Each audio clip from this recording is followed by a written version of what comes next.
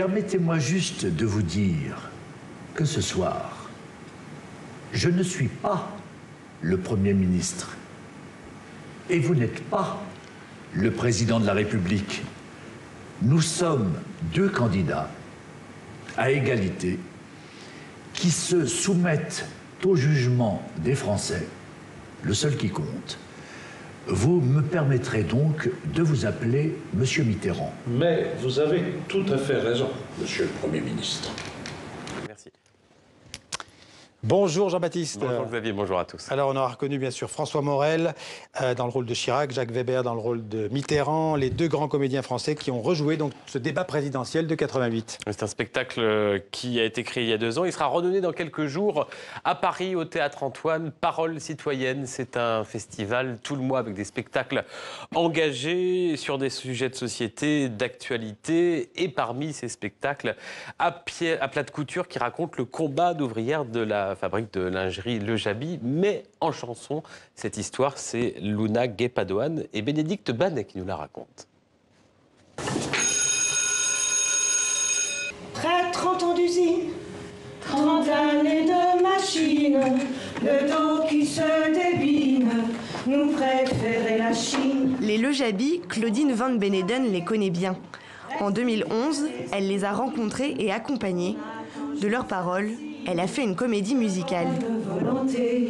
On réussit à donner à la fois les informations liées aux interviews et à l'intérieur de ça, d'y recréer l'émotion. Et les émotions qu'elles ont réellement vécues, qu'on a ressenties au moment de l'interview ou qu'elles nous ont racontées. Nos vies tissées en amitié, c'est notre boulot. Sur scène, 4 comédiennes témoignent en chantant des années de galère et de servitude, mais aussi des joies d'un combat collectif. Est enchanté. Mais le côté, on va dire, flamboyant, c'est parce qu'on l'a vu chez ces ouvrières aussi. C'est-à-dire que quand elles nous racontaient quelque chose de dur, elles nous reparlaient d'un souvenir dans l'atelier et c'était tout le temps un éclat de rire. En fait, quand on les a interviewées, on passait tout le temps du rire aux larmes dans l'interview. Et quand elles ont occupé l'usine, parce qu'elles ont occupé l'usine 3 semaines, souvent elles chantaient avec une hargne, une fougue, un sourire, et derrière, elles se mettaient à pleurer.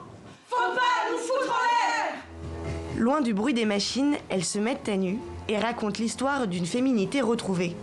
Dans un atelier de fabrication lingerie, il y a aussi ce côté glamour, beau, le corps de la femme sublimé par la lingerie. Et puis, ce dont on se rend compte aussi, c'est que la plupart du temps, elles ne peuvent pas s'offrir ce qu'elles fabriquent.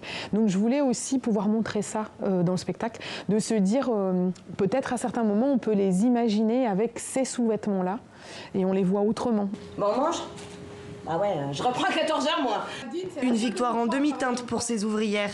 Après la fermeture de Le Jabi, toutes n'ont pas retrouvé du travail, mais d'autres, soudées par cette lutte, ont créé de nouvelles entreprises. Alors j'ai dit aux filles que je venais uniquement si on ouvrait aussi un magasin. Bon, c'est pas une boutique de luxe. Ici, tu imagines? Mais ça marche bien. J'ai même fait une formation internet pour la vente à distance. Voilà, donc c'est le festival Parole citoyenne. Jusqu'à fin mars. Voilà, à Paris. Merci Jean-Baptiste.